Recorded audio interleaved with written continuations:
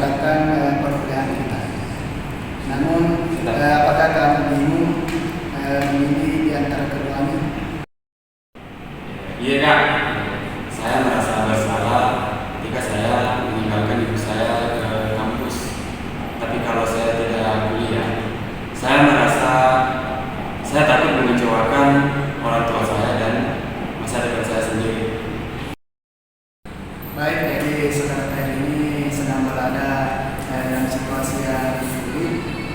Dari satu sisi kamu ingin berbakti kepada kedua orang tuamu, di sisi lain kamu harus mengejar pendidikan kamu sebagai bahan untuk masa depanmu. Iya kak, saya merasa seperti tidak ada pilihan yang benar. Semua membuat saya merasa bersalah.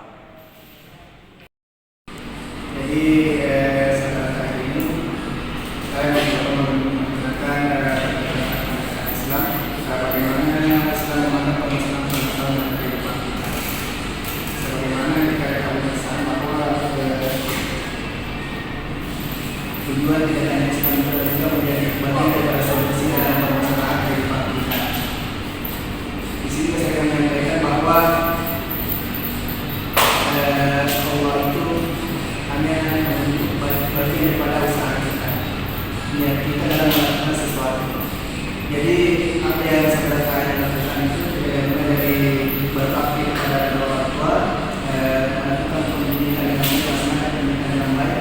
Itu juga bagian dari pahala meskipun di dua kondisi itu sangat sulit secara psikologis misalnya. Namun di sini saya akan menyampaikan berusaha untuk memintakan solusi untuk saudara saya bahwa di dalam Islam itu jelas Allah itu mengatakan bahwa la yukallifu nafsan illa wus'aha, bahwasanya segala sesuatu segala permasalahan yang menimpa kehidupan kita itu di luar pasti kita mampu mengatasi permasalahan itu. Dinilai ayat-ayat bahwasanya setiap permasalahan yang kita hadapi pasti ada kemudahan. Jadi sesulit apapun yang kita pada saat ini pasti ada kemudahan nanti yang diberikan oleh Allah Subhanahu wa Ta'ala.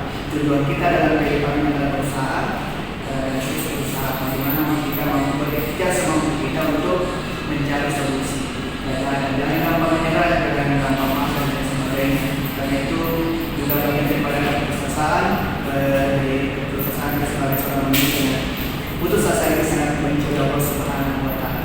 Nah, saya ingin bertanya kepada saudara saya bahwa apakah saudara Tahir sudah memaknai hal ini situasi Anda pada saat ini sampai kepada kondisi spiritualis ataupun permasalahan-permasalahan dalam kehidupan Anda? Saya belum sempat berpikir sejauh itu. Saya lebih banyak merasa marah dan membela. Kadang juga saya merasa jauh dari Allah. Baik saudara Tahir, saya ingatkan bahwa merasa marah adalah hal yang pada umumnya manusia miliki. Namun terkadang dalam kelelahan kita justru biasanya lebih jauh dari Allah Subhanahu wa Ta'ala. Tanpa kita ketahui bahwasanya di balik kelelahan itu adalah cara Allah untuk kembali menarik kita untuk jauh lebih dekat kepadanya dalam hal dunia maupun spiritualis kita sebagai manusia. Iya kak, akibatnya saya merasa jarang sholat tepat waktu. Tidak apa-apa jika Anda saat ini masih jauh dari Allah Subhanahu wa Ta'ala, masih sering menunda sholat atau bahkan sampai meninggalkan dan sebagainya. Namun yang perlu kita ketahui bahwasanya ada yang mengatakan bahwa inna rahmatullah qaribun dan muslimin, bahwasanya rahmat Allah Subhanahu wa Ta'ala sangat dekat bagi mereka yang berbuat baik. Apalagi saudara ini berusaha untuk berbakti kepada kedua orang tuanya, yang mana dalam hadis dikatakan bahwa sunnatullah wa sunnatul walidain bahwasanya juga Allah Subhanahu wa Ta'ala tergantung kepada kedua orang tua. Maka yang saudara lakukan ini sudah sangat tepat, benar.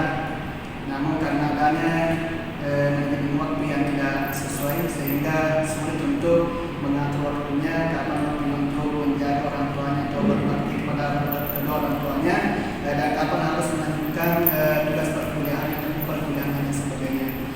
Namun, disinilah tugas terbesarnya saudara Tahir, bagaimana mampu melatih diri untuk manajemen waktunya dengan baik.